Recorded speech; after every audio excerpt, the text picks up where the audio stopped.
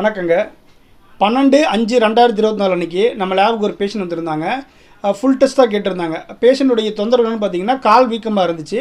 சரி, அந்த கால் வீக்கத்துக்கு தேவையான டெஸ்ட்டு பார்த்தீங்கன்னா சிபிசி பார்க்கணும், யூரியா பார்க்கணும், எல்எஃப்டி பார்க்கணும், அப்புறம் நம்ம தைராய்டு பார்ப்போம். ஸோ இதெல்லாம் பேசிக்காக கால் வீக்கத்துக்கு பார்க்கக்கூடிய டெஸ்ட்டு. இது எல்லாமே நம்மளுடைய மாஸ்டர் செக்அப் பேக்கேஜில் வந்துடும். ஆனால் இருந்தாலும் நான் பேஷண்ட்டை ஹிஸ்ட்ரி கேட்டேன், எதனால் இந்த தொந்தரவு இதாக பேசும்போது தான் பேஷண்ட் சொல்கிறாங்க, எனக்கு ஒரு 5லேருந்து 6 வருஷமாக சிறுநீரக கல் இருக்குங்க, அதுக்காக பெருசாக நான் சிகிச்சை எடுக்காமல் விட்டுட்டேன் அப்படின்னு சொல்லும்போது தான் நான் பேஷண்ட் விளக்கமாக சொன்னேன், இல்லைங்க இதில் இந்த பேக்கேஜில் வெறும் யூரியா கிரேட் மட்டும் தான் வரும், இது அந்தளவு சிறுநீரகத்துடைய வேலை செய்யும் தன்மையை ஊர்ஜிதப்படுத்தாது.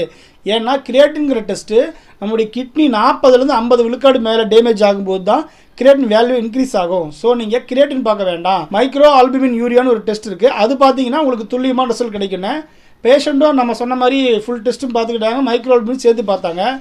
ரிசல்ட் வரும்போது நாம் என்ன கெஸ் பண்ணமோ அதுதான் அந்த ரிப்போர்ட்லேயே இருந்துச்சு. ஏன்னா பேஷண்ட்டுக்கு யூரியா வேல்யூ 30, கிரியேட்டின் 1.2 நார்மல் தான், பிரச்சனை இல்லைன்றலாம். ஆனால் மைக்ரோஆல்புமின் யூரியா பார்க்கும்போது 37.7 இருந்துச்சு.